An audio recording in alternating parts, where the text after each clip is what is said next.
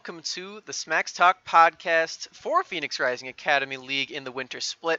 We are going to go over Week 7, everything that happened in that week, and getting into the playoffs round 1 as well. I'm your host, Smax, and tonight I am joined by Atinyo and Murk, the bot lane for OTA Glacials, who just secured their spot last week. How you guys doing tonight? I'm doing good. How are you? I'm pretty good. I'm excited to finally be getting into the cross division stuff in the playoffs and everything. And yeah, we've got you guys tomorrow, which is pretty hype. Yeah, that was pretty. We were like in Discord and we're like praying. We're like, please not Friday, because I could not have done Friday. Murk could not have played on Friday, and I don't think our top laner could have either.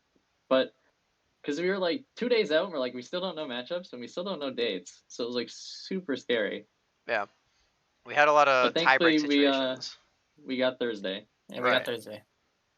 Yeah, and you guys got a pretty tough opponent as well. We've got Aether Esports from the Fire division, and yeah, they've kind of had a little bit of a fall from grace ever since the Papi Chulo situation. But yeah, I think it's still going to be a really close matchup. So I think it's going to be really, really fun tomorrow, and the rest of them as well. I'm very excited to get into that. Yeah, I'm really excited for this matchup actually, because most of the other matchups don't look as exciting. So hopefully we can make it exciting at the very least. True. And Curry is the only sport that everyone thinks is better than me, usually. So this is like a good matchup for me too. Got to prove everyone wrong, you know? True. Yeah. That'll be the best testing ground for you specifically. Oh, yeah. But yeah, it's gonna be a really good one. With that, let's just dive right into the Fire division. We saw in the last week a lot of forfeits, but Fire division was the only one that didn't really have any. So got a lot to talk about. We also got to see a lot of matchups between the teams vying for playoffs. We saw Famous take down Aether, who was in first place before, and we saw Akumasai's knock Wolfpack out of the playoffs as well. So there's a lot to talk about here. Let's dive right in with Aether, because we were already talking about them a little bit. We saw Papi Chulo still play this week. Unfortunately, he climbed above the cap before the roster lock. Which, if you're hearing this video, if you're hearing this video now, man? By the way, it's done. The roster has been locked. So if you are someone who wants to climb, you can do that right now if you're in the playoffs. So, yeah, he didn't know that, so he climbed up to Master. He hit Grandmaster as well, and did it too early. He is now ineligible. I literally had like 4 days to just hold it, to just chill, just and he relax. Just couldn't do it. Yeah. It's so sad, actually. It really is. Yeah, that is super unfortunate for them. Yeah, it's a super big part of their team. Yeah. But hopefully the player they found, I've heard good things about him. So we shall see. Speaking of Aether, like I mentioned, they did get taken down by FG Prodigy, and that was with Papi Chulo. So it wasn't even without the star top laner on their team. They had him on the team, and they still kind of got smacked up in the late game there by the fasting Senna strategy that we've been seeing a little bit. We didn't really see it in the other divisions all that much, but in Thursday, we definitely did see it here, very spectacularly so. Yeah, I think the fasting Senna is actually super broken. Like, if your team going into playoffs and you can't play the fasting Senna, you're putting your team at a disadvantage immediately, because I think it just enables the Senna to accelerate like insanely fast to the point where she just gets out of control too quickly. Like the ADC Senna, you could just deny her trades and she would be worthless because she would get like no souls. You'd go into team fights at like 20 minutes and they'd have like 30 souls. But if you play fasting Senna and you just harass the AD on like every last hit, you usually go into like 20 minutes with like, I had a solo queue game where I had like 70 souls at like 13 minutes. Yeah. And it's just like, you disgusting. Just roll the game at that point because you have like 200 AD, your range is like 675. It just, nobody can do anything to you. So if you're not playing that, you should be. Yeah. I definitely agree. Yeah, we saw it in a big way with the Taric as well, so a very, very safe bot lane, but they still did get thrashed in the 2v2 pretty bad. Curry continued landing those hooks. I don't know, dude. Penguin was kind of running it at the Running end it. of this game. A little bit. It was just face checking Thresh. Like, what do you expect? Yeah, the face check in the brush was pretty big grief, but other than that, yeah, Didn't matter. They got to lane a little bit late. They took a really bad trade once they did get there, and they couldn't really bounce it back in the lane. It felt like once the lane was over, it was kind of just a get out of jail free card for them, though, because I don't think they died really the rest of the game. Oh yeah, I'm sure once that lane phase was over, they just let out a sigh of relief. They're like, okay, we're done getting thrashed 2v2. Like, yeah, we can just play the game now. I don't know. I think Control actually hard smurfed this game on cast. Yeah. And Sekiro had some really nasty really gnarls, good gnarls. Usually off of Control's miasmas and ultis. Yeah. Most of the time. But I think their soul lanes played like out of their mind this game. I agree. And also, just got them off guard, I guess. Pretty sure none of them built a healing reduction. Yeah, that was a thing too. Against Terra, Senna, Cass, Set. Yeah.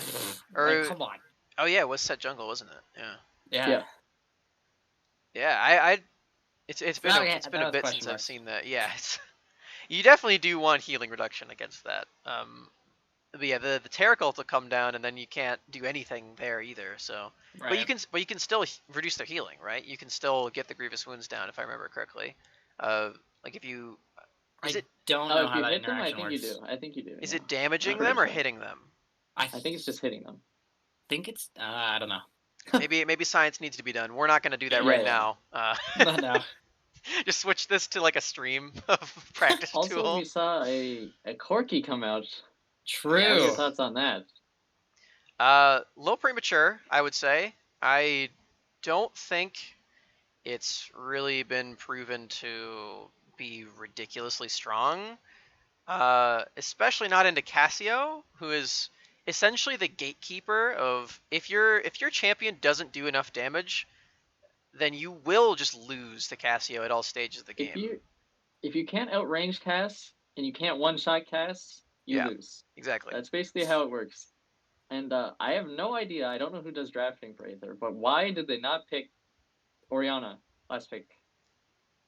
Yeah, I believe Caliburn does that, but I don't want to like throw him under the bus or anything. Yeah. It might have been not just him, but if they call it the Corki, that's fine. I trust their judgment, but I feel like Orianna would have been so good here. You have a good matchup into the Cass. Senna, it's hard for Senna to walk past your ball when it comes to river fights and stuff, so you have a lot of zone control. Yeah. You already have the J4 too. It's you have the J4, which is perfect, and it's kind of hard to gank when your jungler is set. Right. Yeah. If you go phase rush. I will say ganks are run at you. Yeah, I will say that he did look pretty competent on it. Like they did secure a Rift Herald really well with the package timing, which of course is really easy because they all spawn at 8 minutes, right? But they played around that really well, and they had pressure over that while still solo killing in the 2v2 bot lane too. So it felt like the early game was pretty unlosable, but they still did manage to lose it. So I can't really say that, I also have they were trading Rift Herald for third dragon for them. So if they would have gone for dragon, they would have had 3. And soul point is disgusting, especially if you're early game. But then they decided to go for Rift Herald or prepare for Rift Herald and fight for that. And I just don't quite understand it. Just trade Rift Herald and you have soul point, and then it's just like another win condition, so you don't get perma outscaled by Sanitary. Right. Because then you can actually team fight if you have the soul. Right. Yeah. I don't remember what soul it was though. I don't know. It was infernal. But they're all good for team fighting. Yeah. So, there's really no downside it ended there. Up being infernal soul, and since they did trade the rift for their drag, FG ended up getting. I don't know if they ended up getting the soul, but they got 3 infernal drakes. They did, back to back, with Cass Senna. Like that is insane. Yeah, right. It's disgusting. If you had denied that from them, I feel like this game is still winnable. But the fact that they traded Rift for basically Soul Point is not very good, in my opinion. I don't know if I'm speculating a little bit too much here for Aether, but it feels like they haven't really had all that much practice snowballing, whereas they usually, from what I can tell, will just play the scaling game a little bit and then just stall it out for late game, which it felt like they couldn't really do in this game. They felt like they were definitely on a timer, which, yeah, that's really, really tough if your team is very like reserved and late game focused. I wouldn't watch I think that's a big detriment in playoffs as well. Yeah. I feel like playoffs is definitely the point, especially like best of fives where you can get exploited for playing really passive and playing the scaling game, I guess. So I don't know. Yeah. I haven't watched too many of their games. Maybe they have games where they just hard roll people. I've only seen the games from this week for them. But they looked kind of off. The games that I did watch, I was just watching, and it seemed like Poppy was just 1v9ing team fights on the games that I watched. So now that they don't even have him, it's going to be a little sketch. I don't know how they're going to look. Yeah, I agree. I think it's definitely going to be pretty rough. Just putting anyone new in your roster right as things before playoffs go into like playoffs or best of series, that's just never really a good plan, I would say. Well, not putting someone new in, but the act of taking someone out that has been new in all the games. That's really where it does sting, it seems, for Aether. But I feel like since we're on this train already, I feel like we should go into their playoff match first, which is against you. So it is against us. It is against us. Let's talk about OTA Glacials a little bit. So I know you guys probably agree, but it feels to me as though OTA Glacials should have been a first seed team, but you got Powerline diffed. Okay, obviously we're biased, but I would agree. We should definitely have 2 more wins. We should at least have 2 more wins. I think the Go Next game, I wouldn't put much stock into it. Even though our power line went out, they had 2 subs, right? They had Trigger in mid, and they had Kiba and Botling, and Kiba kind of rough. Was kind of rough, yeah. So I wouldn't put too much stock in that game. I think we would have won, but I agree. Like I said, it's whatever it happens type of thing. Your draft was so good that game too. Yeah, I don't know how we got like Exodia. Yeah, we got you actually did everything we wanted. Like I think we got Orange, Jarvan, Rumble, Aphelios, Braum, I believe. I'm betting that someone watching that game was like, wow, the only way OTA loses if someone DCs. and then they just text you. We were in comms, right? It was obviously the rest of our team, like not even me, Murk, Klepto, and we're like, we're gonna 4v5 this game. Like our comp is so good. Even though we don't have one, we're gonna do it. We're gonna win. Like we were 100% convinced we could still win. It was so funny. We convinced ourselves we could 18 minutes later. 18 minutes later we lost. Looked a little hard. Rough. We got some nice tower dives off on Ezreal. Yeah, true. Tom Kench though, which is what? Yeah. And then the other one where it was against Wyoming, right? Wyoming. And then that was Murk's AD is just not good enough, I guess. Windows update. Okay, so I'm in Discord, right? And it's after our first game, and we have like 2 hours before the next game. And this window update shows up, and I'm like, okay, it's starting now, I guess. And there's no way it takes 2 hours, right? 2 hours later, I'm still Windows updating, and I'm like watching the game from my phone, like fingers crossed, like please don't lose this game. And I just see Sam solo kill their top laner like 20 times, and then he just starts running it. And I'm just like, come on, dude. Just true. But yeah, I think versus us will be interesting. It will be interesting. I think this is a matchup that shouldn't have happened because I think you were robbed of those 2 games. But yeah, even still, I think this is probably the toughest opponent you could have faced. With the asterisk, I agree. With the asterisk of thirds. Yeah, I would agree. But the asterisk is always if Papi Chulo is there or if their top laner works, and that's a really big if. So, yeah, just on OTA in general, from the outside looking in from me, it feels like, well, first of all, just this matchup in general, I think this is the best 2 bot lanes in the league. I've been saying that for a while now. It's not just because you guys are in the call.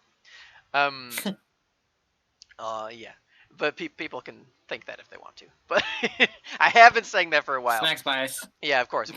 I think this is going to be the best 2 bot lanes in the league. So just based on that, I think this is going to be really cool to watch.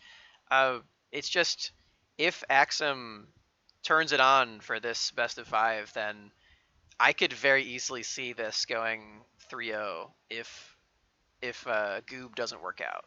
Yeah. Right. One thing people, I mean, I guess they kind of know, but Sam, when he's not running it down, is kind of a monster. Yeah. He's actually insane if he doesn't run it. Like, if you watch his games, when he's not running it, he's just always beating the enemy top laner in like every matchup. His set game on Sunday was nasty. Oof. Okay, you have to give that was nasty, but we were against. Yeah, I mean, okay, that's true. They have to put an asterisk. And he's playing set, but and he's playing set. And he's playing set. But he did play well, yeah. It still looked. Really I think good. The biggest example. I mean, that's the good matchup for him. But I think the game against B-Way that we ended up losing actually when he played Renekton was a good example of his both sides of the AXM coin. Yeah. Where he played insanely well for like the first 10 minutes, and then he's kind of started falling off, making some weird plays. But I think if he's on point, it'll be pretty favorable for us. Yeah. In the matchup.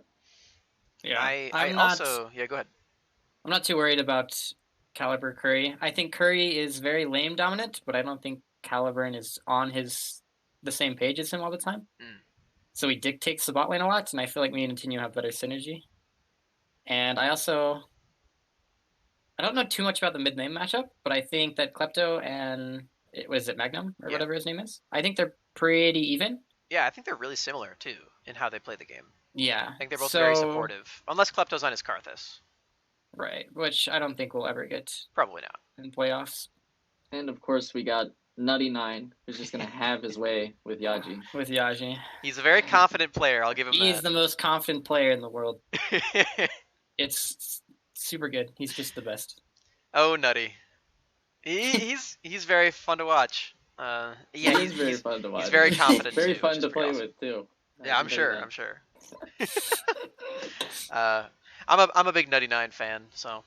But yeah, I How think can you not be? Exactly. Yeah, I think that this matchup is actually like the closest thing you can get to kind of a mirror matchup, I would say, just based on the team dynamics of both.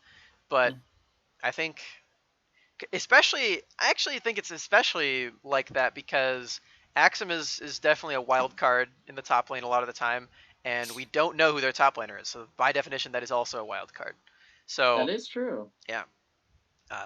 I think this is gonna be really, really cool. But that being said, I think it's time for us to give our predictions on this set because this is going to be the first matchup of the playoffs as a whole. It's happening tomorrow at 7 Eastern Time. So, with you two being very biased, I'll let you go first, and I'll go third. I'm gonna say 3-1 for us. And that's my guess. Yeah, I was gonna say 3-1 as well. I think we're gonna win, obviously, because we're biased. But I think that if anything, they'll get a game off of us. But I don't think that they will be consistent enough to pull off more than one game. Fair enough. This is going to be pretty boring because I also think it's going to be 3-1 for OTA. Well, at least we're all on the same page. Yeah, that's true. It's true. I think that I think that's definitely the most fair way to put it because we don't know who their top laner is going to be, but also like just having a new player in that spot is a really bad thing most of the time. Right. Especially when Papi Chulo is their carry or was. So it's also really hard to say because it's hard to judge team strength of just watching them. Obviously, you have to play them. I don't know. Maybe they could be way better than I'm getting from my eye test, but we'll just have to see. Yeah, I think they are very good. I think their bot lane is phenomenal. I think that is now their shining light. Whereas before it was bot lane and also top, and top was maybe a little brighter. Top is now flickering and about to putter out. It could still be shining. It could, yeah. I'm rooting for Goob a little bit. I hope that he gels well with the team. Not that I'm like rooting for him to win, but I don't root for like specific teams. Okay, there's no bias here, based on who I want to win. Of course. But if you're a co-host of the podcast with me, then of course I have. You have to say we win. Yeah, of course. For this podcast, I'm rooting for OTAG Glacials to win the whole thing, of course. Perfect. Of course. Yep. I'm on the same page. But yeah, I really do hope for the competitive sake of this series that Goob does work out, because I think that would be would make for a lot more entertaining series. I would love the series to go 5 games. I feel like that'd be so much fun to watch and play. Yeah. Staying up till midnight on Thursday night playing League of Legends. I'll probably be up with my time zone that I'm in. I'll be up until like 3. It'll be a late night series for sure. But it's your sleep schedule now. You're fine. True. Yeah. All right. Well, with that, I think so let's move over to Soulbound with that momentum that we're keeping.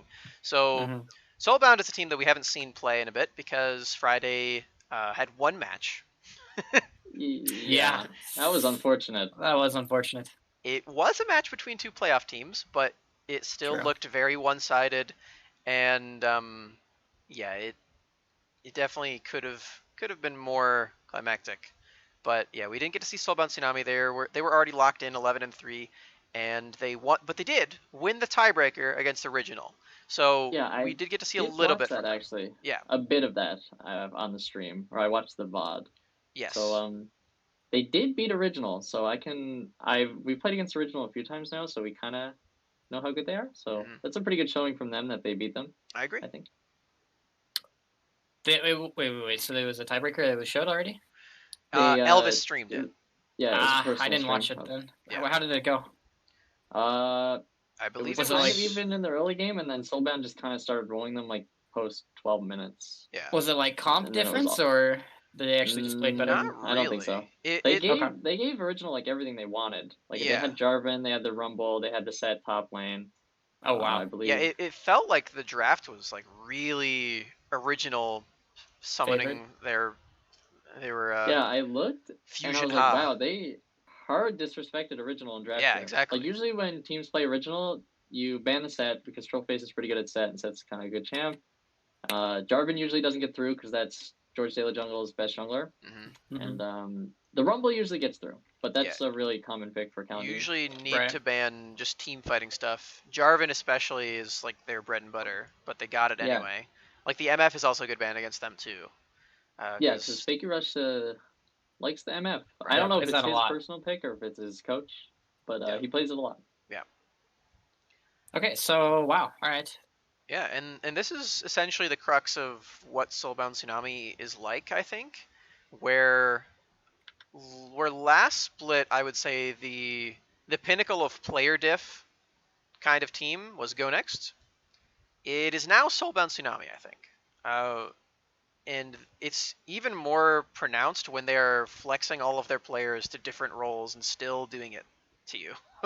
Are we talking about as a 5-man or just teams that win off of player diff, like one player? Teams that win off of player diff is what I'm getting at here. Okay, so I think Soulbound Tsunami is the best at that for this split. I think Go Next still tries to do that, but I think, for instance, if they were to go up against each other, it would be Soulbound taking it. That would be a really interesting matchup, actually. Yeah, I would love to see that.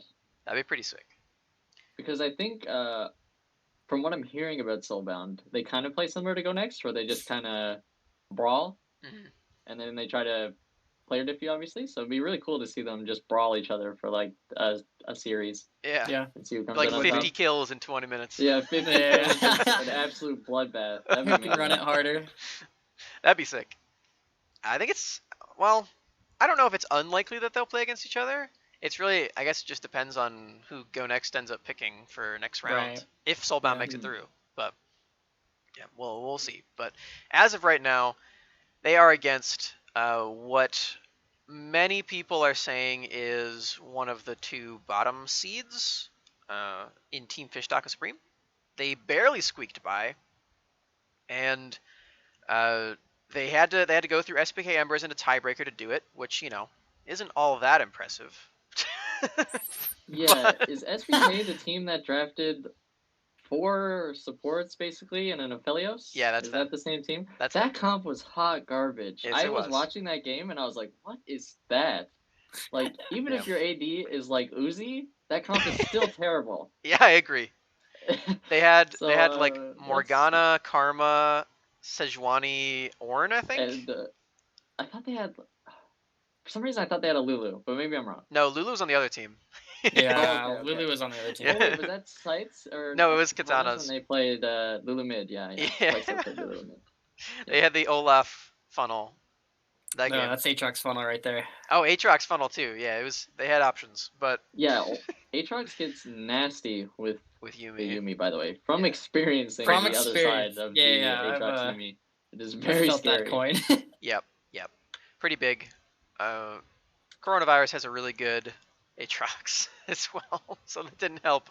But yeah, anyway, we're getting into other teams. Let's go back to Team Fish Taco Supreme. So this is a team that in week 5 they were, I believe, like 3-6 or something. They were like 3-5. I remember them being really low. They were very low, and the they essentially were like, "Well, screw it. We're gonna just try to have some fun because we're eliminated."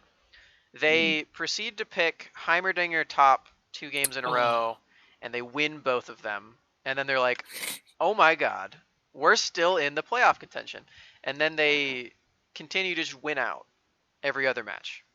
Was a ZXYC their AD from the very beginning, or was that a? I don't think so. So I think he was a late pickup, if I remember correctly. Maybe they can fact check me somehow, but I'm fairly certain that he was a new person, starting in like week 3 or week 4.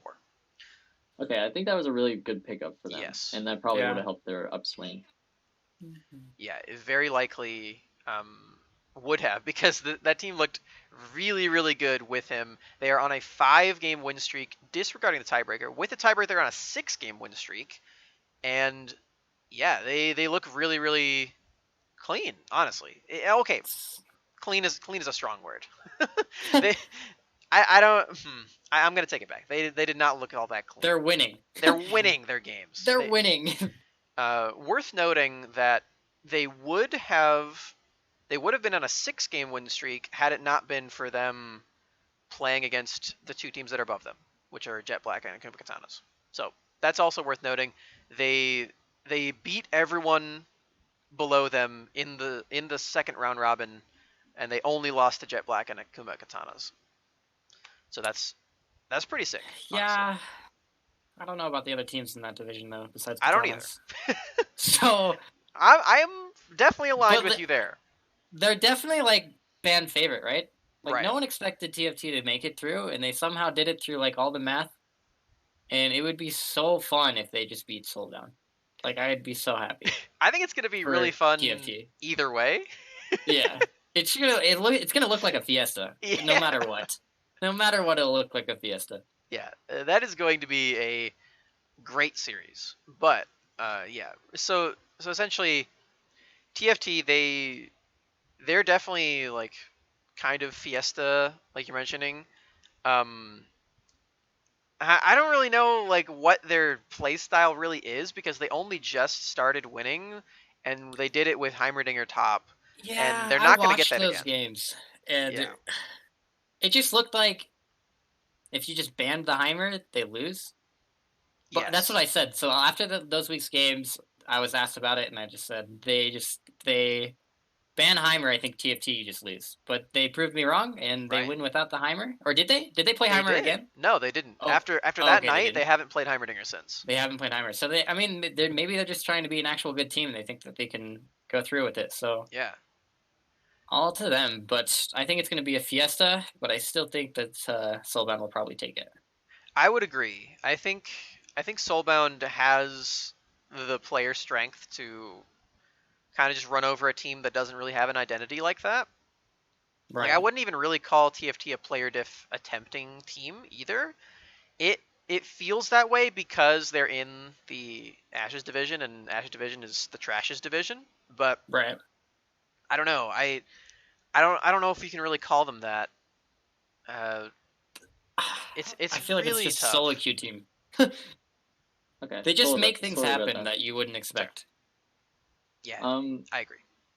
Speaking on TFT, yeah, their team kind of just looks like you guys said, solo queue, but Mhm. maybe it can work for them. Maybe if they like, I feel like teams like that have that effect where they drag you down to their level sometimes with the stuff that yeah. they do. So I could definitely see them taking some wins off, maybe upsetting. I That'd be just kinda want to see the interesting. Heimer. Just Yeah. bring it out Yeah, in yeah. playoffs, Bring out please. the Heimer.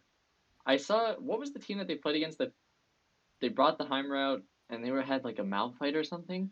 The Oh, that Heimer was v against Malphite Ferocity. matchup. Oh my! That Holy. Malphite He got was so absolutely useless. smashed. Yes, It was obvious that he was going to, but it was like a brutal smashing. it really That was pretty fun to watch. I thought it was funny because that game goes on, and then the next team didn't ban Heimer, so they pick Heimer again, and then he smashes top with it again. Yeah, And the you're just guy's like, name what? is Heimer Doodles. Like Heimer Doodles. Yep. And you I'm pretty think- sure on the caster desk, they said that, or not the casting desk, the analyst desk afterwards, they said that they didn't realize it was Heimer top until like the yeah, very he end. wasn't in the. He was in the jungle slot. In the jungle slot, yeah, because they roll Yeah. swapped. But like, Yeah. how do you not know it's gonna go top? You Yeah, just it's a Lee watched this Sin. happen first game. Like, oh, it's Like- Lee Sin top. Oh, okay. Wait, was Well, that that the? makes sense. Is That's that the Azuki Lee Lee Sin? Sin. That's the Azuki best Lee Lee Sin. Sin in PRL right Yeah, there. Azuki. Yeah, Yes. that guy. Okay, so I just want to see Who's Heimer Griffin and Lee from compared to TFT, Azuki? Anyway. and they win. That's my. They just win. Just Yeah. give them those champions, they win.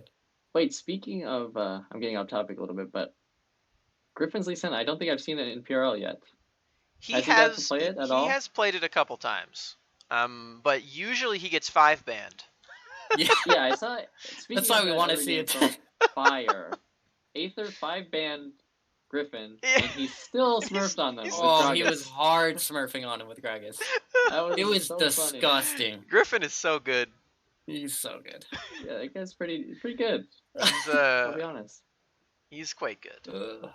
He reminds me of But- like if you watch basketball, there's like this meme of Jason Tatum where everyone's like, he's only 20. Oh And I feel yeah. like that's like our Griffin. Everyone's like, he's only 13. He's only every single 13. time he's brought up.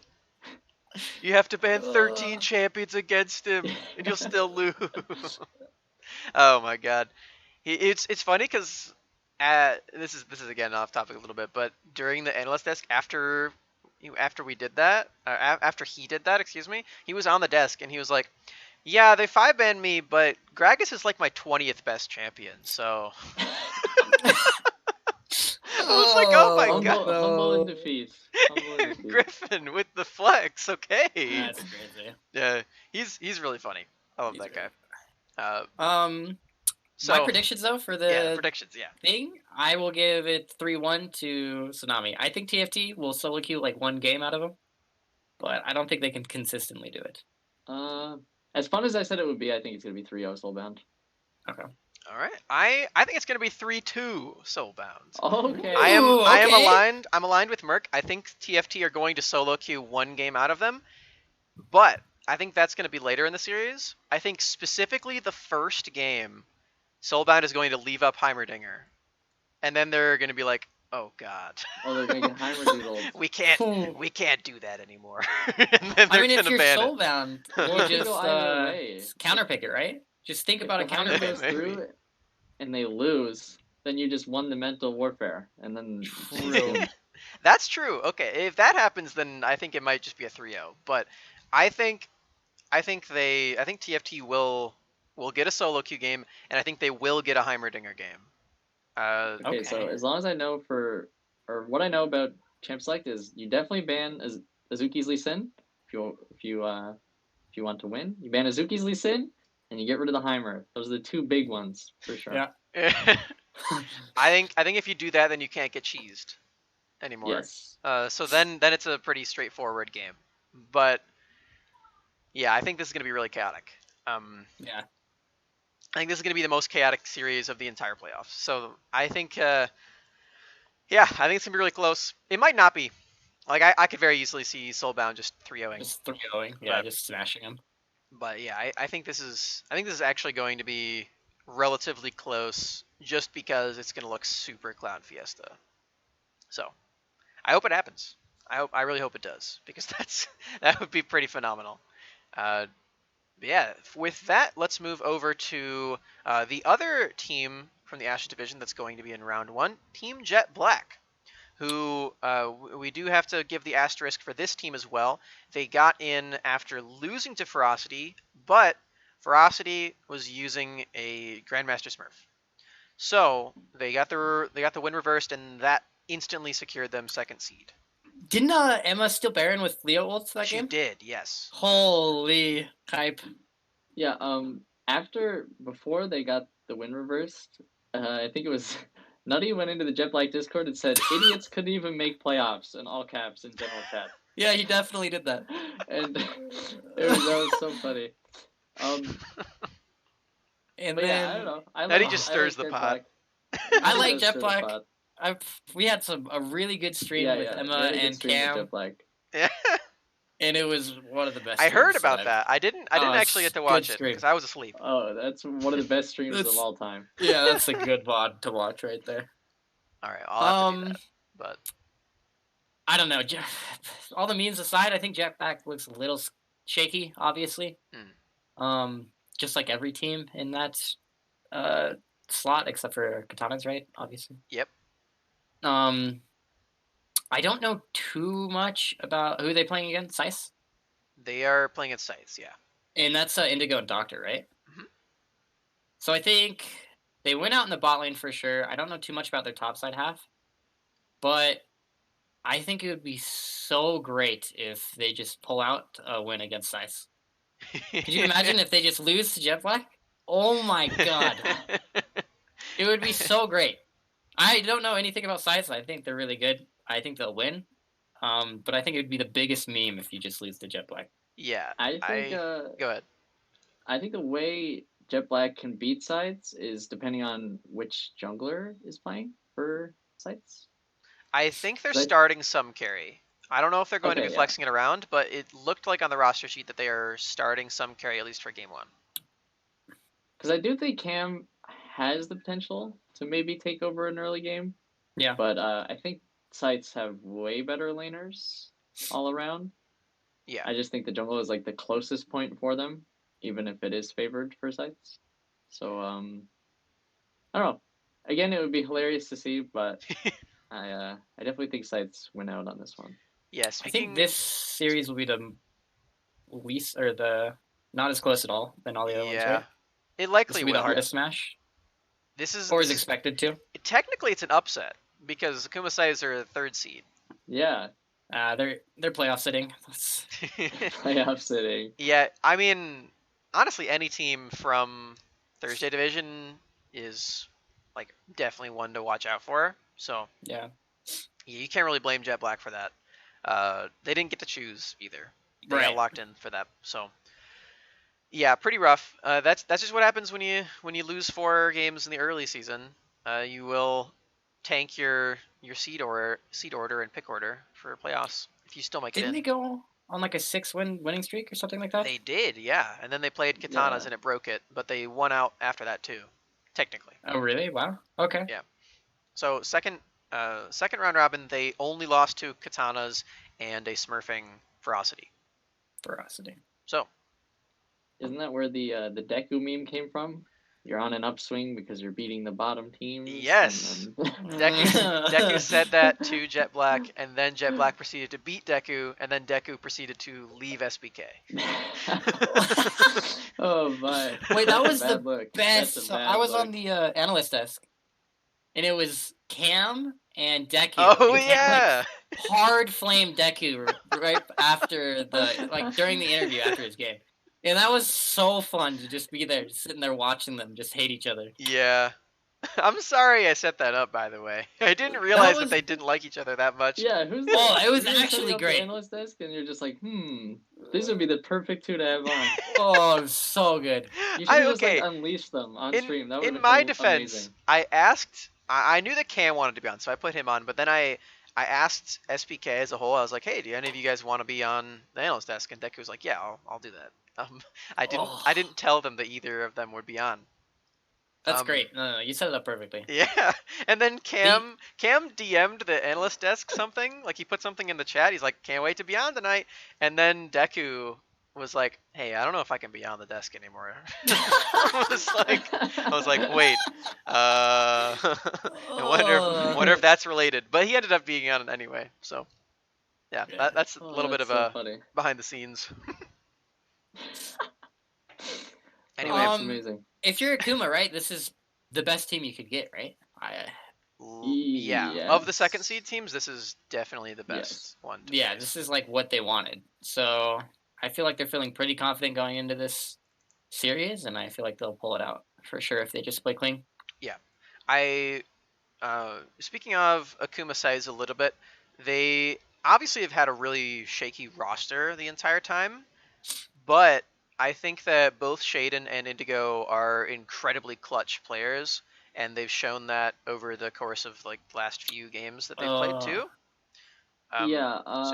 I think Shaden's insane. I think he's so really fucking good. I think he's so really good.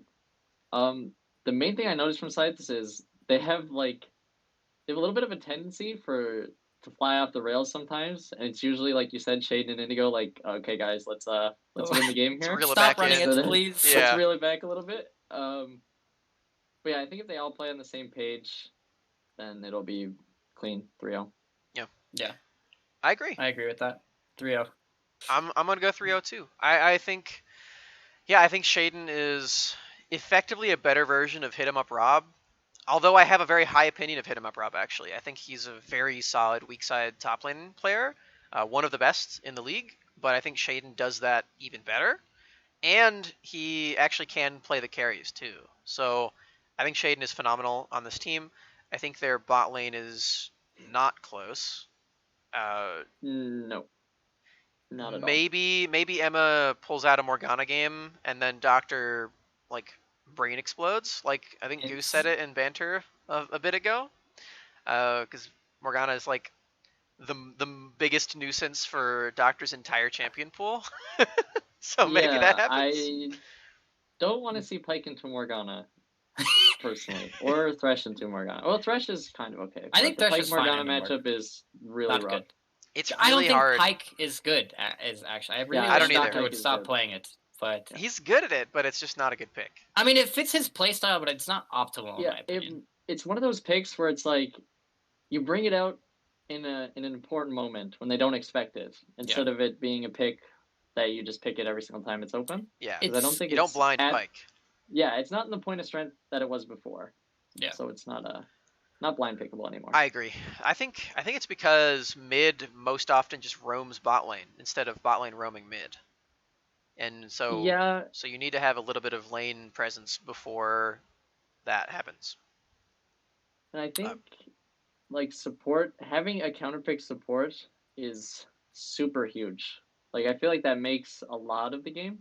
Yeah. That's why you're seeing teams in pro play, I know LCK does a lot, where they actually last pick support on red side. Mm-hmm. And because they pull out the crazy shit, like Volibear. Yeah, they pull out the really crazy shit, like Volibear. It feels great to get last pick support. You see Tucson play Volibear, and at the end of the game, the spectators move Tucson from support to top lane, and they put the Aatrox in the support spot. I remember that. That's great. His Volibear is pretty sick.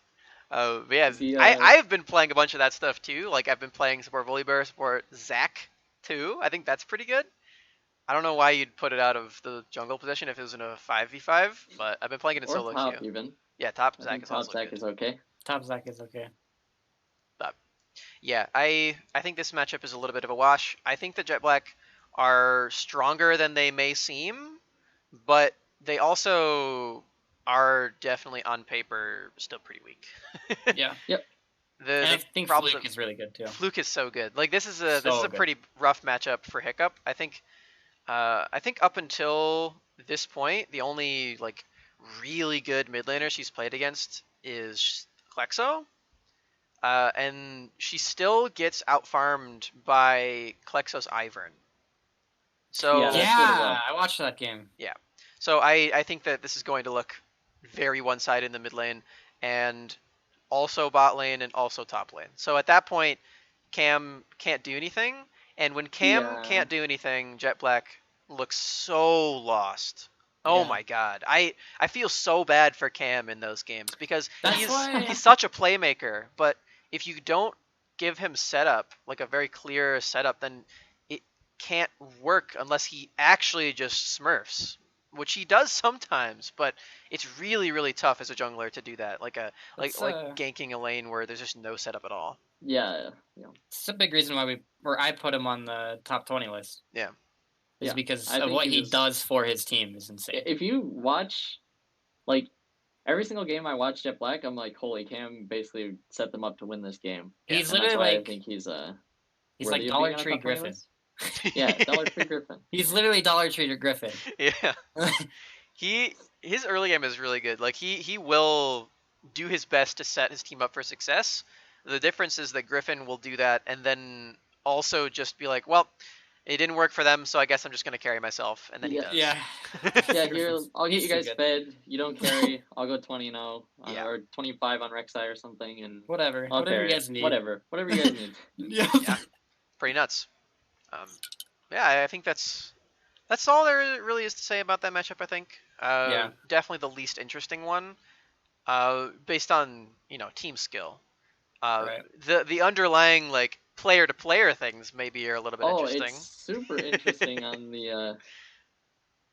Okay, I'm just saying, if Jet Black clutched this out, that'd be so crazy. It would be great. That It would be amazing. That would be the biggest shocker of all How do you time. come back from that if you're a Scythe? I don't know. Like, there's no way. You can't come back from that. I don't think you can. I don't think you can. So I hope for their sanity that doesn't happen. But Yeah. for the storyline, Jet Black to finals. that'd be pretty nuts. Holy.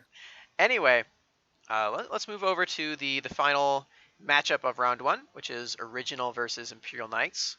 And this one also on paper looks to be not close. Imperial Knights just kind of like there's always like this is a Friday Division team that made it into playoffs, and in Friday Division you literally just had to be the top 3 out of 5 teams, whereas everyone else was top 3 out of 8. So Right. literally over half of the division is making it, which is crazy. And Imperial Knights is the benefactor of this.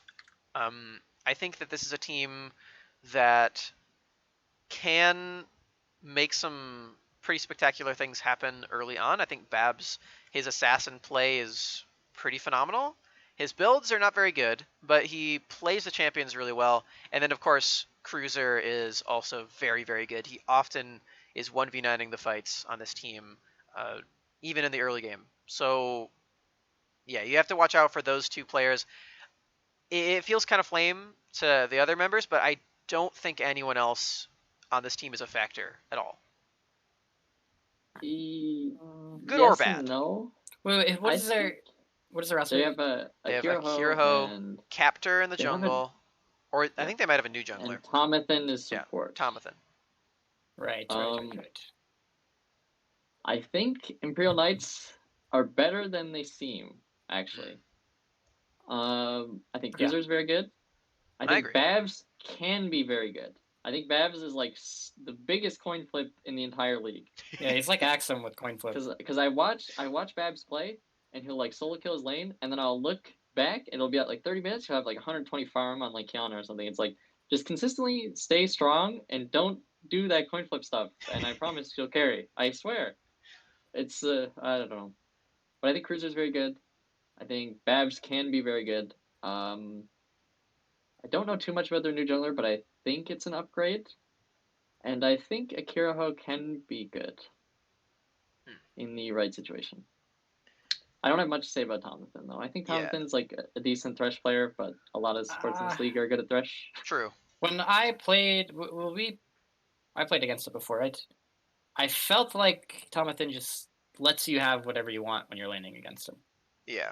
Personally, but It I think feels that that Chris is way. really good in team fighting. But I felt like I could do whatever I want against Tomlinson. I think if he just has a little bit more confidence as a player, he'll be good. But who knows if he'll get that? Yeah. I think that's really just I think everyone that isn't Babs or Cruiser is just waiting for Babs or Cruiser to affect the game positively, and then they'll follow up. But yeah, it feels like a situation very similar to SPK Embers of last split, and a little bit of this split too, where Hims and Sleeply would be the major driving forces in the game, and everyone else would just try their best to fall in line and not int. That's what it feels like for this, except they're not drafting as bad as SPK, so they have a leg up there. And I think Babs's champion pool is focused enough, as opposed to Sleeply's, who isn't. It's focused on being bad.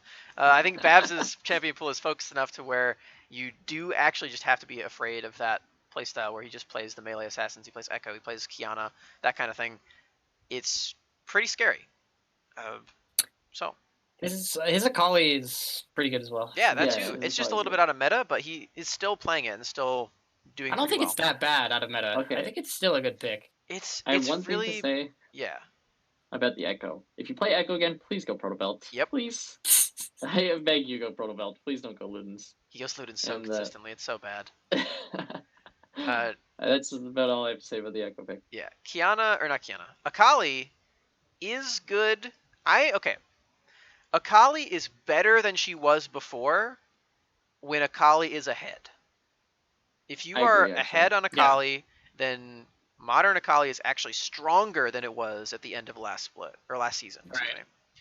If you are behind, it feels terrible. It is significantly weaker. It's like half the strength because you can't ult away. Your Q costs more, so you have to use it for wave clear, and you have to use it so sparingly in lanes that are tough.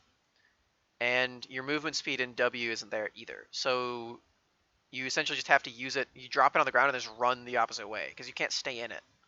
So, yeah, I think Akali, there's still a case for her to be played, but you have to have a really strong early game, which Akali does somewhat, but there are definitely stronger laners in both positions that she plays. So that's really my take on Akali. I think it's way harder to get ahead on Akali now too. Yeah. Even though she is stronger when ahead, it's so hard to get ahead because the Q nerf actually hurts a lot in the early game. Not being able to Q auto Q for majority of the lane phase is just super bad without burning your W, obviously. Yeah. But I think that just took a lot of her laning power away. And I think I don't know. I kind of don't mind playing against Akali when she's not fed. So I wouldn't mind her getting a little bit of buffs. Maybe just revert the Q a little bit. Just because I think the champ is fun to watch. Yeah, she definitely is. More fun to watch than Zoe, I would say. Definitely more fun to watch than Zoe. Zoe is painful to watch. I feel so bad for the players that I see playing against Zoe. Yikes. Anyway, let's hop over to Original here. So you two have some pretty good experience playing against this team, both this split and last split too. I feel as though. Okay, so I guess I'm gonna dive into this now. At the start of this split was like, Original is not gonna make it into playoffs. I said that my playoff teams were going to be OTAG, Go Next, and Famous. Famous forfeit so many games. I think there's like 6 of them. Super Bowl buff. Yeah. Okay, so I think Famous would have made playoffs most likely. I think they would have too. If they didn't have. So yeah. So there's that. Yeah. That's even with Joe Poppy on their team. I think they would have made playoffs. Come on, dude. Come on. All right, they're not in playoffs. Let's not like burn them. Okay. Yeah. They're not going to listen anyway. They're already out. Anyway. That's true. That's true. That's true. Yeah, and Sekiro's gonna listen. He's gonna tell him. Sorry, Sekiro. But I at the start of the split, I was trying to convince everyone to jump ship with me and say, "Hey, original, they suck. They're not gonna do well." And I started saying that in week 2 after I watched them lose their first game, and then in week 2 they lost another one, so they were 2-2 at that point. And then going into week 3, I was like, all right, original, they're not gonna make playoffs. This is not a team to watch out for. Then they proceed to win 8 games in a row. Yeah, I remember talking to you and I was like, original is good, and you're like, I don't think they're that good. And I was like, trust me, I think they're good. And they ended up showing that they were good, so I didn't eat my words, thankfully. Yeah, that's true. However, I think that 8 of those wins, 8 out of 8, were because they picked the same exact team composition every single time, and no one punished them for it a single time ever. Okay. Well, if it isn't broke, don't fix it. But, yeah. And then, I do agree. magically, once people started banning Jarvan, George de la Jungle was like, "What? No. You can do that? You can ban Jarvan against me?" And then they lost to they lost to you, and then they lost to Go Next as well. And this was right after I started being like, okay, never mind. I'm gonna start predict. What'd you say? I said you jumped on their ship and then they started sinking. Yeah, exactly. I was too heavy for the ship, I guess. You actually just always need to be against them for them to do well. Apparently. So that's exactly what I'm gonna do. I think Original is one of the worst teams of the 12 that made playoffs. Wow. Really? I think their team fighting style is very easily countered, and that's all they do. So, for Imperial Knights, I don't know if they do this, but if they can play the anti-team fight stuff, like Gragas Jungle, like Taric, like the fasting Senna, you can slot a number of things into there. Mordekaiser, that's one too. And they do that, and they ban the Jarvan. I think they have a pretty good chance. Whether or not they do that, I think that they likely won't. I think that they likely, even if they do, I think their player strength across the board, like on average, not all that high. I think Babs and Cruz are really good, but I think that Babs is very poorly suited to play against Original based on his champion pool and playstyle, and I don't think that Imperial Knights are going to have enough time to really catch up to what makes Original a good team and really prepare against that. So I think that Original are going to sneak by with a win, and they're going to do so because they did pick up all of those wins in the regular season, and they have a really high pick time. But I think if they were playing against one of the better third seed teams, which I guess would only be Akuma Saiz, right? Because they couldn't play against you. If they were playing against Akuma Saiz, I think that would be a 3-0 for Akuma. Yeah. And I think this is looking really shaky for Original. From the outside looking in, it looks like their playstyle is very easily exploited, excuse me. And I'm jumping back off the ship. I think Original sucks. Off the ship. Oh, perfect. Wait, you just said they were going to win, That's right? good for them. I think they're going to win, but I think they suck. Wait, they're going to win, Yes. but they suck. Okay. I think they're going to beat Imperial Knights. I think Imperial You just Knights think also both is teams bad. suck, Yes. and Imperial Knights okay. just are worse. This is really.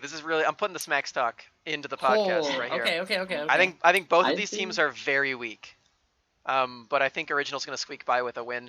I think it's going to be 3-0 actually. What? You just talked about how bad they were, and they're going to 3-0 still? I think that Babs' playstyle is very bad into this team, and I think that they are not going to have enough capability to counter that playstyle, because in a Plat Diamond League, team fighting is pretty much what happens. It's pretty much 80% of the team's identity. That's like lowballing it too. It could be like 90 or higher. So and I think Original's good at that. But if you pick Tarek against it, they're gonna lose. Just So Tarek. if Tomathan plays Tarek, you know what? I'm gonna look it up right now. Let's see. Well, let's OPGG Tomathan right this second. All right, Atinyo, what do you think? Tomathan does not play Tarek. All right, yeah, I'm sticking with it. I think it could go either way, because I do think Babs has a horrible matchup to Original because they play very slow. Yeah. And it's not like sloppy. If they lose gracefully, I guess. They're not like inting to make really bad plays happen. They go for like the best play most of the time.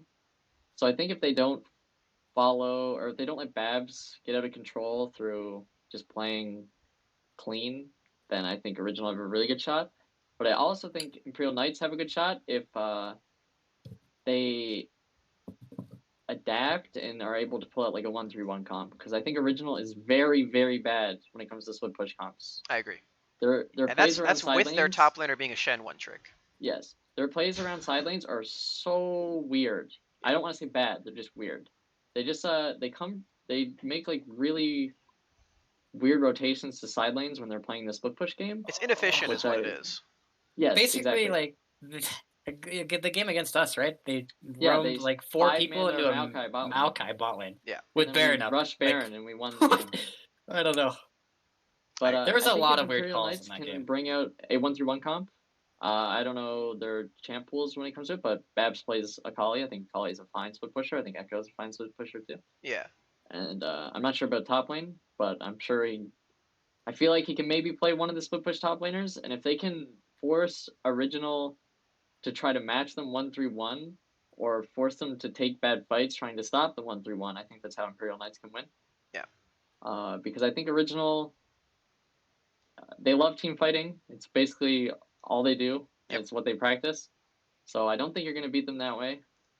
But I think they still could. Maybe Cruiser goes insane and he 1v5s a team fight or something. But I think if you're Original, you have to ban Zaya. I think you have to. I don't know if you need to ban it. It depends on what Imperial Knights ban, because I think MF has a very good matchup MF is in really Zaya. good. Yeah, that's true. That's true. I think Aphelios also has a good matchup in Zaya. So if the AD carry pool is pinched, then maybe you ban the Zaya, but I think you can leave it up if you're going to play MF or Aphelios, because I think those both hard stomp Zaya on lane and can make her pretty useless. Yeah. But yeah, I think the way they beat them is 1-3-1, and if they can do that, I think this is a series that can go 5. And I think it go 3-2 either way, actually. In my opinion. Yeah, I give it a 3-2 for Originals. I think Babs will have a few games where, I think he'll have a game where he just plays his play style and they don't know what to really do against it. And he pops off and then he snowball off of that. And I also think that Originals drafts are not that good. And I think they'll have a game where they just draft really bad and they just lose off of draft. That could happen. And again, I agree with Atinyo with the 1-3-1 thing. Yeah, their decision making is so weird sometimes, especially in like the game that we played. Like it just felt so weird. Like what they were trading was just never beneficial for them. Like it was never like a positive trade for them whenever they were trading objectives. The problem is, I think Imperial Knights has the same problem. It's just gonna be a fiesta then, huh? Maybe. So if Imperial Knights are going to play a 1-3-1, they need to go back and watch their game against Essentia Storm, where Babs went 8-0 on Kiana and then ended the game 10-6 because he was split pushing bad. Yeah, I don't think Kiana is a she's not. Push pick. She's definitely not. But they lost that game because they split pushed bad. Yeah. So if that is their way to win, then I have bad news for Imperial Knights. It doesn't look very good. They should go back and watch that. If that's their line of attack, which I think would be the best way to do it, if that is what they're also aligned with and they've already been practicing that, then they should go back and watch that game and really tear into why they lost it. Because yeah, I agree. So yeah, I think this is going to be the lowest seeded game match of the playoffs, and I think whoever wins this one is going to get eliminated immediately in quarterfinals. So I don't think that Original is as bad as you think they are. Yeah, I don't think they are. I understand that it's a hot take to have them this adapt. low, I think they'll be okay, depending on matchup. Yeah, maybe. I don't think Original's that bad. I think they're decent. They're pretty good.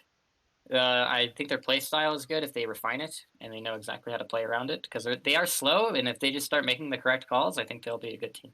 Yeah, I think if I were to think of like all of the teams in the entire league, I would still have them top 10, but top 10 in playoffs is significantly worse. Yeah, that is true. That is true. And I think I have them 10th. So,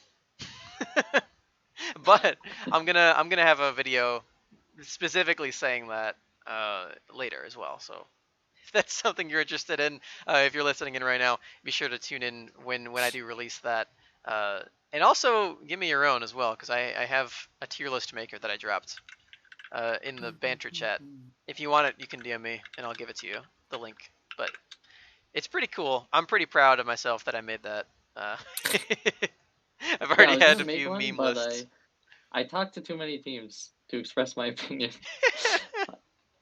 That's fair. That's why the power ranking video is only going to be me. So yeah, I don't have to get anyone else to flame. Yeah, I'm going to keep my thoughts relatively my own. Not put them out there. Fair enough.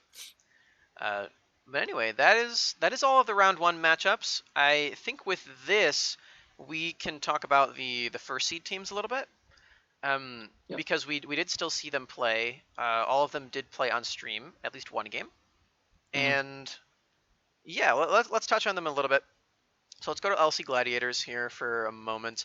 They did pick up the win against Aether. Very, very impressive.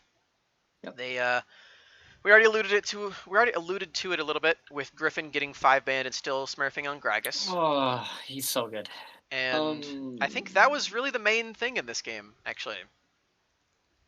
I think Griffin looked insane, and also I think Caliburn looked kind of bad. Yeah. He got instant-eyed comboed twice, 2 team fights with full suns. Both times. Right. Yeah, both times. And I know it's hard, but you need to look for it. You can attribute that to Griffin being a god, because the casts were amazing. Don't get me wrong, those were perfect casts. But you have to also kind of put a little bit of blame on him that he didn't flash it. Yeah, when I talked to him about it afterward, he agreed that he did a really bad job that game, but he also said that he was getting 30 frames the entire game. Yeah. Whether or not that is true is another thing. Either way, I don't not if believe it is him. 30 frames, he needs to do it. Right? I don't not playoffs, believe him, but I think that there's definitely that's not too good of an excuse here. I don't know. I say that, and the worst excuse ever is I got a Windows update, so I couldn't play. Okay. True. Who used that excuse? Not true. Anyway, LC, specifically Griffin, looked really good in this game. I'll say that this is the first game in a really long time that Ezreal, in my eyes, didn't perform horribly. Yeah, I thought his laning was actually completely fine, in my opinion. Yeah, I watched Ashe the is game good. And he laned well on Ashe. He was I think he was playing well into their AE's bot lane. Yeah. His team fighting though, not amazing. Was not that stellar. But it was serviceable. Yeah, it's exactly what I was saying. I think on Ashe. I mean, what do you got to do? He's still. All right, here's where it all comes out. He's still, in my opinion, the worst player in all of playoffs. But his Ashe did not look that bad, and it's a significant improvement to all of the other games that I had seen in the previous weeks leading up to that game. Yeah, watching him on Aphelios was very. His Aphelios was bad. His Vayne was awful. He played Vayne? Yes. Oh my god. His Vayne was terrible. Did they win? They did not win. Oh wait, no, they did win that game. Okay, so again, they have Griffin on their team. Wait, was that a 20 kill Rek'Sai game? No. He was on Aphelios for that one. That was the game where he picked Vayne to try to shred their tanks, but because they had an Ornn on their team. He was baiting? He said that he was the bait for that game. Yeah. Which is stupid. I don't know. I feel like he played his role perfectly. I feel like Griffin should play like Kindred. Then you have an AD. That's probably his 21st best jungle champion. Yeah, so. See, there you go. If his Gragas is that good and it's his 20th, I'm sure his Kindred's fine. Probably. But yeah, I think that this is a team with the number 1 player in all of playoffs and also the dead last player in all of playoffs. So it's a really interesting dynamic. I think that everyone else on this team is actually pretty good. They're top class in their role, I would say. Applause is very good. She's got a really tough task in the lane to have the lane with Ezreal. Yeah. But I think she's really good. I think that Echidna is very good too, and I think actually FK is very similar to Hit 'em Up Rob, where he plays weak side really really well. But he can play a few carries as well. So like I believe his Gnar was quite good, if I'm remembering correctly. And of course he's picked Ornn, so of course that's going to make him look pretty good. I think one of the best ways if a team were to try to beat LC is you ban some of Griffin's junglers, but you have to get their solo lanes uncomfortable, I think. Yeah. Because Griffin, it looks like no matter what you give him is going to play well. Yeah, he's going to play well. So you might as well just pinch their solo laners and make them uncomfortable. You at least get them off Rek'Sai. Try to exploit them that way. Yeah. Get them off Rek'Sai, get them off Lee Sin, and then I don't know about like his third most played jungler, but get him off of his 1v9, his super 1v9 picks, and ban out the solo laners. I think is how the best chance you have versus LC. Essentially, you can't get rid of all the carry junglers. They're just it doesn't work. He's gonna do well. Yeah, he's gonna do well no matter what. So you might as well just pinch someone else and make them uncomfortable. You can maybe hope that he picks a tank. Yeah, if you could get him on a tank, I'm sure that would be great. That would be really good if you got Griffin on a tank, but I don't think it's gonna happen. I think that would be a very big mistake. Yep. Yeah, I don't know why you would ever pick him on a tank. I agree. Anyway, so yeah, I think this team is all around quite good. As far as the strength of the first seed teams go, I would put him. Him singular Griffin. I would. Yeah. Where are you gonna put him? I didn't even mean to do that, but also I stand by it. I would put I would put Team Griffin at second, as far as the first seed teams go. I agree with that. And obviously Katanas will be first. Katanas is first. Yeah. I don't know what you would say about Katanas. Like they're just better. Katanas are just good. That's move all on. you have to say. That's all you have to say. They're just good. Yeah. Okay. Well, that's fine. So let's go to Essentia Storm then. Essentia. Well, we can talk about Katanas more. I was kind of I know, but it's honestly true. But yeah, we'll get to them after Essentia. We'll just take it in order here. So Essentia Storm, I think, again, Friday Division team. However, I think they're the worst of the first seeds. You think Go Next is better? I think they are third for me. I think Go Next is worse than them. I think Go Next is still better. I think they are both quite shaky, though. Oof, I don't know who I'd put. Kiwi's back now. Kiwi is back. And as much as I like to meme on Kiwi, I think he's pretty good. Yeah. I think their mid that they subbed in on Syndra, that guy was a monster. That guy's really good. Messiah, he smurfed on original that game on Syndra. So if he can play consistently at that level, Bishan always plays well. I think B-Way is getting set into his champ pool, which is about time. So I think as long as B-Way gets his champ pool fixed up a bit, I think they'll be a force to be reckoned with as a first seed. All right. Well, let's talk about Go Next then. I think B-Way, his champion pool took a massive hit, and I don't think he's recovered quite yet to where he really needs to be. Like you're saying, he's finally playing set a little bit, but I think it's still not stellar. I wouldn't put him on Ornn. which is a No. bad thing. Of course, he's getting nerfed. He got nerfed today, so there's a little bit of that. But as we were both talking about, or all three of us were talking about before, Ornn's still going to be good. You still Yeah. probably want to be Ornn's picking still- Ornn. Ornn's still OP. But with the Hydras coming in, maybe B-Way starts looking better. Maybe. Maybe this is the resurgence for Irelia, like pre-rework Irelia, where you'd go Bork. I think the biggest buff for Irelia is Bork, actually, yeah. Yeah. I think that's huge.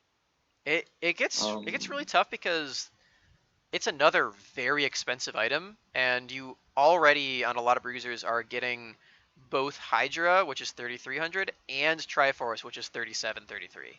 So your entire build is then above 10k at 3 items if you're getting Bork, and you're not tanky. Yeah, and you don't have Sterak's, yeah. And you don't have Sterak's, and you don't have Death Dance that way. So It's just gonna be Yeah. awkward to build it. Yeah. Like I think the Bork and the Hydra are built to make bruisers scale better, which is really nice. I think that's gonna feel good for bruisers. But in a meta where a lot of champions rely on 2-item power spikes and then you fight for Drake Soul, I think it's gonna be really tough to really justify that kind of thing without being a champion that builds Bork like in the second item. So it's really tough to say, but like if it does end up getting really late game, then bruisers are going to be way better than they were before. So I think that's also really notable. But I don't think Go Next is a team that really gets to late game is the thing. So I don't know. There's a lot balancing out here as far as B-Way and how the new meta is going to look like in the top lane with the item changes, but I'm just glad that the Death Dance change didn't go through yet. I hope it doesn't. Well, yeah, if that would be through, I would be very sad. So that would be bad. stupid good. Oh my. Oh, That I would think shore up there's the a weakness of not world- being tanky. Where Irelia rushes Bork first item into tanks. Because you've already seen players like Huni, when he plays Irelia, just rush Death Dance straight up before Triforce. So I think in tank matchups, the Bork would actually be like a completely fine first item. I think. And you could really roll matchups with it, I think. I think you go Phage Bork. Yeah, I could see that. I think that would be ideal. You know Because- what you could end up doing on those champions is you could end up going Inspiration and running the free shit runes. So like Yeah, that could free be good. boots. That Yeah, might end up happening for those champions I because their wonder builds if are we so will expensive. see a resurgence of Trundle in the top lane as well. For Bork Hydra, yeah. Yeah. I don't know if it'll be good, but it seems like it would be pretty good into most of the champs that are played right now. A lot of tanks. So Like, I think Trundle can actually beat Set, honestly, in certain situations, if played properly. Especially after Set getting the 4 armor nerf, I think that's actually pretty significant for matchups where you scrap with them early game. yeah. And I think the changes to items only favor Trundle and stuff like that. So And the we'll direct see. buffs too. Maybe not. Yeah, exactly. I could see that. I don't know if Bishan would play or not Bishan. I keep saying Bishan and B-Way are so similar. I don't think B-Way would really play it, but I could be pretty wrong there. Yeah, I don't think he'll play it either, but Yeah. it's just a shout. In any case, I think Bishan is phenomenal. I had him at number 3 on my junglers list. I stand by it. I think he is just below the Zoomers. And Yeah, I think it's on the podcast you guys were talking about. I think Mel Dixie said it wasn't close, but I think it is closer than he thinks. yeah, I had it a lot closer than he did because I think he had Yeah. Bishan in like 18 or something really low. I had him at 8, whereas think- the other junglers were 1 and 3. Our list we had it at was 5. Griffin was 1, and then Coronavirus was 2, and Delphi was 3 for us, I believe. And then we had Yeah. Bishan at 5, Yeah, We had Bishan at 5. which I think Bishan is not. I think Bishan's pretty close to those two. I think it's pretty close too. So that would be a great matchup to see any of those teams versus Go Next. especially if Go Next plays. They're all well, on 'cause I first think seed Go teams Next though. has really high Yeah. ceiling. Yeah, I agree. I think they are in the trough right now though. They are going to need to dig themselves out, and Yeah, I agree we with haven't that. really seen it yet. I don't think. So They do have a lot of time to prepare, though. they since really they do. did I hope secure they do. first. I hope they dig themselves out. But as of right now, my opinion of them is pretty low. I would say, especially considering when compared to last season, my opinion of them was really high. And the beginning of this season too, my opinion was very high too. It has dropped pretty significantly, and yeah, I hope they bounce back because Messiah did look really good in that one game. I think Bishan's phenomenal, and Kiwi's very good mechanical player too. So yeah, I like Go Next. I hope that they can pull together. Same. All right. So And, we skipped over Essentia. Let's yeah, bounce we got back to Essentia them. go. Essentia, they have a new top laner who's played about 3 games so far. His name is Diesel. He's looked so, I would say. He one of those is because he lost to Soulbound. The only team that Essentia's lost to, by the way. And yeah, he did not have a very good showing there. They also Yellow didn't look amazing in that game either. Like, and yeah, it's really weird because obviously the main thing to ask when talking about Essentia is Striker or JWeb, and then Yellow or Demon. And I think it's pretty consensus that Yellow is the preferred bot lane. Would you I guys? agree. Yeah, I agree, I yeah. figured so. No flame to Demon, but I think Yellow is really clean. Yeah, there's not too much to say about that, but the jungler situation is also very interesting. I think they have very different champion pools, which is why they do share time, and I think that's gonna be something really cool to watch out for in a best of 5. We saw them in a best of 5 last season, and they had the unfortunate task of going against Akuma Blades in their very first showing, which is really unfortunate. But they did still look really good, and I think best of 5 Essentia is going to look better than best of 1 Essentia. I think. Yeah, they have a pretty deep roster, which will favor them, I think. Well, Yeah. not super deep, but they have sub jungle and sub AD. I don't think subbing out AD is that worth it unless I don't think it is either. the one plays super poorly, but I think Yellow should just be playing full time. I agree. Yeah. I think the jungle situation I think Striker should play more than JWeb, though. I agree with that too. I think Striker, they look way better with Striker than they do with JWeb. I think they look very, I don't want to say sloppy, but they look super slow and prone Slow to getting, is the word that I would use. Yeah. And They getting just don't look prone to coordinated getting very well. rolled over if they play JWeb. Yeah. The Especially if they play a team proactive to reactive ratio. Yeah, goes way off when Yeah. JWeb comes in. Yeah, I agree. Not that there's no merit to playing him. It's different from subbing in and out AD, right? Where champion pool's not really ever a factor unless your name is Triple Lift, and it's really just a measure of mechanics a lot of the time, or like team cooperation, I guess is another thing. So maybe that's a draw to Demon, but there's no way of knowing that on the outside. So Yeah, I also think it should be Laxton's choice personally. probably He's laning with them. whichever AD he prefers to play with. Yeah, so I think whoever AD Laxton likes to play with, I think he should be the one deciding that. Yeah. And if speaking of Triple Lift, I know he's in the playoffs, but He always makes it in. Likes to meme Triple Lift. I don't think the Calista pick was bad, to be honest.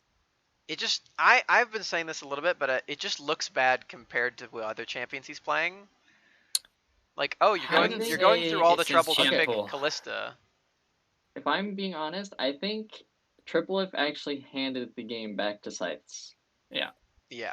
Like, he had them literally in his hand. Like, he could have ended that game at any point. But if you watch, I think it's the second last fight before the Elder Drag, he face checks Indigo with an Ezreal W on him with half HP when Indigo's 4 items. Yeah. And full health. If he wanted peels the back, yeah, he wanted the penta. He literally lost them playoffs for a pentakill. If he peels back Which he and they didn't get. three-man the Elder Drag because you're Callista and you can secure it with Rend, I'm pretty sure that game is over. Probably. But hindsight's 2020. He lost, and it happens, I guess. But the Vayne does suck. Vayne sucks. Kai'Sa sucks. Callista, okay. No, Kai'Sa is actually getting buffed this patch. She's buffed Kai'Sa today. still sucks. I think she's still bad. I think the buffs. I mean, they're also just like backhanded buffs too, which feels like a spit in the face. They just changed her. Here, take 2 missiles on your Q and a little bit more W damage. To dive into a little bit of Kai'Sa, just to indulge me here, the change that they've done to her, I think, exclusively solidifies that the on-hit build is correct and the Stormrazor AD build is incorrect. The reason the Stormrazor, go ahead. The reason for that is because they've shifted her power to ability power, specifically on her W. So you really, really want the W evolve, and you want to have the ability power to back it up too. And they've shifted a little bit of the power down from her Q, and they've given it 2 more missiles, which means it means like a little bit of damage when you're going Stormrazor, but those 2 missiles are actually really, really big for Manamune Kai'Sa because you get 2 more procs of your Manamune off. Yep. Which is actually quite big. So I still think she sucks, but it is now considered like ridiculous trolling if you not only pick Kai'Sa but go the Stormrazor build. That's just the Stormrazor that's just flat out for Kai'Sa has been bad ever since the nerf to Stormrazor. Yep, I agree. Because of Q evolve. You don't get Q evolve unless really you buy an extra longsword. So I mean, I preferred Manamune Kai'Sa even when Stormrazor was the actual build. Yeah. Just personally, I liked how the Manamune feels. The being able to spam is nice. I agree. But if you don't go AP Kai'Sa, you're trolling. If you play Kai'Sa, you're kind of trolling anyway. So. Yep. All right. That's the Kai'Sa talk. But anyway, yeah, I think Essentia, a lot of the reason that they look shaky is because of their roster, and we don't. As spectators, there's really no reason why they're doing it, you know, especially the AD, where it's a pretty big consensus that one player is just mechanically better than the other. So without knowing what's going on in the team, there's not really a lot to go by as to why the roster is shaking up, and I think that has caused a lot of people to drop in their confidence of this team. Not only that, but they've lost 2 games to Soulbound, who has the same problem. So when another team is doing it better than you, and you can point to an on paper statistically sound example of them just 2-0ing you, that's really a bad sign, I think. Yeah, even the game, they played a game with Yellow, right? I think it was not last week, but the week before. And he played Ezreal. And, he played pretty bad, I would say. But he still played, fine. And then they subbed him out. And I think they played a worse team and they won. But it just doesn't make much sense to me why you would sub him out for, a poor game. Your team's basically secured playoffs at this point. Just get the person that most people are sure is better. More practice, I think, is what you'd want. Yeah, I agree. But I'm not their coach. I don't know. You have a take, Murk? Not really. I feel like it just should be Laxton's decision. I think Yellow should be AD, and I don't. And, I'm fine with the jungler situation of them just swapping it up if it's easier for them to draft, because I think their drafts are fine. Yeah. Oh, I have one more thing. I think Fancy Italian is just like Babs, and he's one of the biggest coin flippers in history. I agree. Yeah, I think that can cost him runs big it time. sometimes. I was watching the podcast you did with Tea Time, actually, and he said, if you're not testing your limits, then you're not learning, which I agree with. But you don't have to do that in a competitive game. Yeah, there's a time and a place. Can't do it in that. I think it could cost them really heavily if he goes for some really coin flippy stuff in their series, and it ends up biting them. Yeah. So I would like to see him just cool the jets a little bit, maybe. I agree. All right. Well, we got one team left, and this is a team that also does not cool the Jets, but it's all 5 of them, and they don't lose, and that is Akuma Katanas. Yes. Yeah. This is They're good. they're very good. They're just good. So yeah, go ahead. What you want to say? They their drafts are really good. Their players are really good. Their team cohesion is really good. I would say that it's the best of any team. I would say that the draft is also the best of any team because it is catered to the players and it makes the players look like the best of any team too. And they're the best 5-man unit. They play to their win conditions the best. I don't. What is a thing that this team does bad? Not much of anything, honestly. Yeah. I think their weakest point is probably bot lane. But I think the bot lane plays extremely well weak side. It's like the weakest of the best. Yeah. I think they're good. No, I think their bot lane's good. I think they're just the worst on that specific team. Yes, I agree with that. I think their bot lane is one of the best still. But I think Coronavirus, monster. Devilpool's obviously a monster. I think Klexo's very good as well. I think their bot lane plays how they need to play for their team. To win, yeah. Like, their bot lane plays correctly. Yep, I agree. Yeah, because Forbidden's playing like Yuumi. You don't win on. Yeah, you don't win lane on Yuumi. You don't need to stomp lane. You don't need to stomp lane. They play to go relatively even in bot lane, and then they play to stalemate you there. I think. Yes, exactly. They do. Yeah. So you can't. They're good to stop you from taking it over. Yeah, they just make it so you can't win through bot lane. Yes, which is really really good. Yep. So, that's pretty awesome. Yeah, nothing but good things to say about Akuma Katanas. Yeah. Definitely the favorites to win it all. Yep. And I don't think it's close as of right now. I don't either. I don't either. Yeah. All right. Well, with that, let's move over to the questions. So, I've got one from Curry here. Okay. Can you guys check and see if there are any other like legitimate questions? Yeah, we got. I'll go look. All right, I'll just read out the Curry one real quick. So I believe this is mostly at the two of you, but I'll answer it as well. Curry asks, "What do you think of the Aether bot lane?" And I think that I already said it before. I think that the Aether bot lane is top 2, alongside Atinyo Murk, my 2 gentlemen here on the show with me. I think that they have one of the best laners in bot lane in the whole league, which is Curry. You could even say that he is the single best, because he's playing things like Thresh and that sort of champion, and he just has his way with the lane a lot of the time.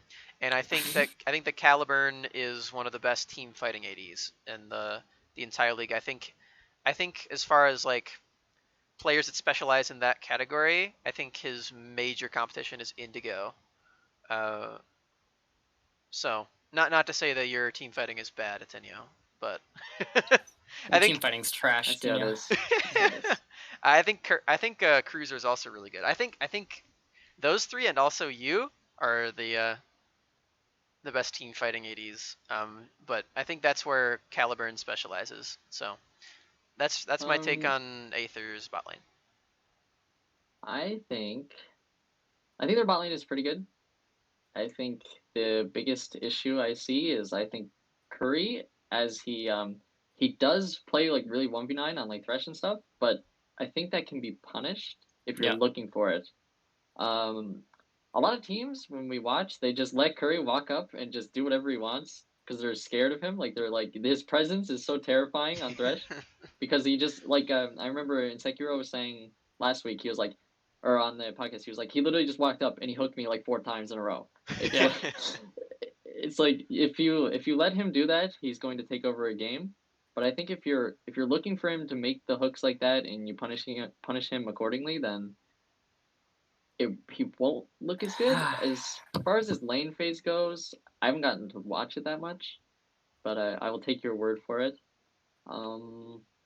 the games I saw for Caliburn, his lane didn't look super insane, but his lane looked fine. And then I've only really seen him play Ezreal against Sites, which I was very confused about the build and the Gauntlet. I think the build is Heart. not that bad if you do get to late game and you finish the entire thing, but if you are looking to close out a game in like 25-30 minutes with Drake Soul, I think that build is really troll. Yeah, he wasn't far behind enough for that build to make sense, in my opinion. Like, if you were getting rolled, I would go that build. And the main problem I have with it is the BT. I think if you go Gauntlet, you're basically forced to go Bork, even if they don't have tanks. That's pretty valid, I think. Maybe that would have been better, but I think there's definitely still value to being really defensive if you're ahead. But yeah, I still wouldn't recommend you go that build because of the nature of how games finish, how early they do. Like you want a 2-item spike, and Ezreal's already really good at that. So why would you sack that by going this build? I don't know. My thoughts on their bot lane, I think they are good, but like Atinyo said, I think that everyone respects Curry too much. And like when Thresh is hooking, like he has to stand still, and no one punishes the fact that he's not with his team a lot of the times. And from what I've seen in lane, he walks up and goes, he's very aggressive in lane, which I think is good, but I also think that his aggression, a lot of the times it looks like he doesn't care if the jungler's bot. And a lot of times I feel like if the jungler is just bot at the time, he just wins. Like he'll just die because of his positioning and how aggressive he is. I could see that. But team has to take advantage of that, right? And I don't think any team really has done it very well. And who knows? We'll see how it goes when we play against him, right? Yeah, that is your opponent tomorrow. So yeah. All right. Well, that'll close it out for that question. We got another one from Aether as well. AE J Dog. He asks, "Is Katana seen as a shoe-in to win it all?" I'm gonna stop it there. Yes. Yes. The rest of the question is, now that Aether is without Papi Chulo, that didn't need to be there. They were already. I didn't even think that that team regardless was number 2. Yeah, so, I think. Yeah. I think there was a case for them being number 2. But that case is not there anymore. Not there anymore. Yeah. So yes. So, yeah, we can stop at mid question and say yes. Yes, shoe in to win it all for sure. Yeah. If I were a betting man, I would bet a significant amount of money on that. So yeah. Speaking of bets here, we got another one from AKM June. He asks, dark horses to win it all. I'm gonna shorten it down to just one dark horse. So how are we gonna define dark horse? Actually, just gonna say. I mean, everyone's technically dark horse, right? Because everyone expects Akuma to just hard wins. Yeah, I guess that's kind of true. Isn't that kind of so? Who do you think can? Okay, we're basically asking who can beat Katanas, right? Yeah. So I'll define this by saying, you can't choose Akuma Katanas, and we are not going to choose OTA Glacials because of the present company. So wait, you can choose us. Just check your PayPal after. Yeah. Of course. So yeah, we're gonna exclude both of those two teams, and then after that, who's the dark horse to win the entire thing?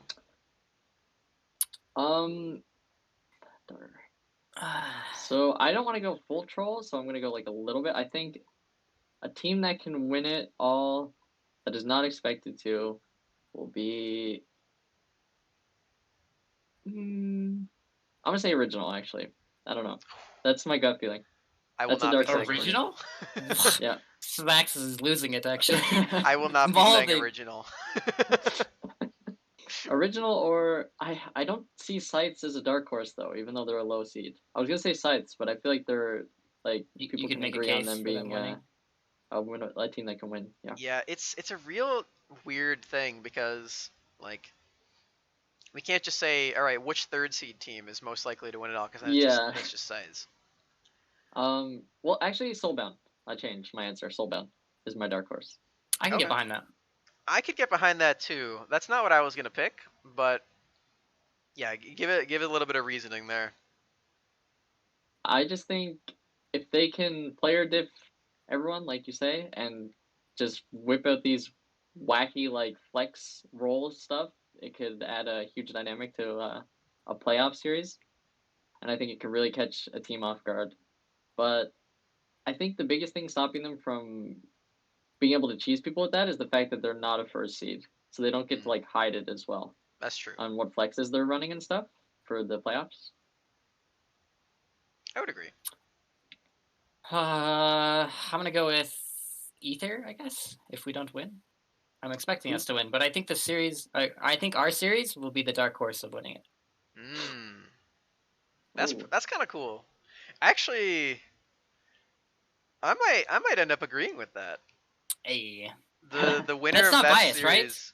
Not biased. No, that's not biased at all. Let's I see. think that's going to be the highest level match of the round one for sure. It would be such a shame if the winner of that match played against Katanas. That would be a shame. That's not going to Unless happen, they by win. the way. There's no way that happens. Actually, hold on. Let's think of what would have to happen for that to go down. So, Jet Black would have to win because then Akuma couldn't pick them. Oh, Pog. That would be Pog. And wait, it's actually Destiny. TFT would also have to win. So Soulbound wouldn't make it through. This is a dank timeline right now. Wait, this is actually insane. And then Original would have to like 3-0 against Imperial and look like ridiculously crazy. So then Akuma wouldn't pick them. So then if all of that happens, then Akuma would be forced to pick the winner of that series. That would be insane. I don't think that's that would be come on. Okay. That would be so good. So that's not gonna happen. Even if we end up rolling Katanas off that, I would love that. That'd be such a good. Be okay with it. You're like, all right, be okay I'm fine with that. That's pretty funny. Okay. My dark horse to win the whole thing is It feels like it's cheating to say any team from Thursday. Yeah, that's what I was thinking too. It's like people expect them to win already. Like everyone knows that division is good. Okay. Well, okay. Based on my perception of the teams, I'm going to exclude my perceived top 6. Okay. So you guys can see the list, and if you're watching this after you've seen my power ranking video, which is going to come out after anyway, so I don't know. If you want to check that out, then you can see where I'm coming from a little bit. So I'm going to exclude those. My dark horse to win the whole thing at that point would probably. Okay. I'm actually going to agree. I think it is going to be Aether. If they beat you, because I'm not allowed to say you guys. So if I'm gonna fully agree. I think the winner of that series is the dark horse to win the whole thing. I'm actually gonna just completely steal your answer. You're taking my answer? I like that answer so much that I'm gonna steal it. Okay. Because my perception is that OTA, you two and the rest of your team is very strong, and if Aether wins, then that means 1, that their top laner is probably good, and 2, that they have really got a good grasp on what this patch is all about, and they have started to like grasp that really well. So I like that answer a lot. I'm just gonna steal it straight up. All right, I'll take it. That's fine. Supports. Yeah, exactly. But anyway, I believe that's gonna be it. I don't think there are any other questions here. So yeah. Why is my Lee Sin so good? Because I'm a beast. Who asked that? Azuki? Don't Emma. JB Emma. Why is Atinyo's Lee Sin so good? Oh, we're actually best mid jungle duo. Because I'm a beast. Yeah. Me and Murk mid jungle is insane. Exactly. So look at the VODs. So yeah, that's about it. Yeah. It for us. Yeah. You guys have any closing remarks, shout outs, anything of that nature? Shout out to our team, obviously, and obviously Ether. I think they're a good team. I don't have anything like bad to say about them. I think it's going to be really fun to play against them. Yep, I agree. Let's have a good match. I also would just love it if Jet Black wins. True. Nothing against Sice. I think Sice are really good, but I think it'd just be the biggest meme in history. So I'm going with that too. That's all I got. Jet Black top 8. Let's see it. Yep. All right. Well, yeah. With that, we're gonna close out the podcast here. Thank you all so much for listening in. If you've made it this far, you appreciate it very, very much. You could drop us a like, a subscription here, or hit the subscribe button on the YouTube channel. Appreciate it very much. You do get updates for our most recent videos. Also, if you're in our Discord, we do announce those there as well. So be sure to check that out. But yeah, with that, we're gonna close it out. Thanks for listening to the SmaxTalk Podcast with myself, Atinyo, and Murk. Be sure to tune in for the next episode. Yeah, of course. And be sure to tune in for the next episode, which is going to be the power rankings, which I'm very excited about. And if you haven't already, there's going to be a tier list maker link for you to use. That's going to be in that video, but it's also already in the Banter channel in the Phoenix Rising League. So send me those, because I'm having a great time looking at that. I think that's really, really fun. So yeah, thank you all again for listening in, and I'll see you next time. Bye. Wave at the camera, guys. Oh, Bye yeah, bye. waving. Yeah, we're waving. We're waving.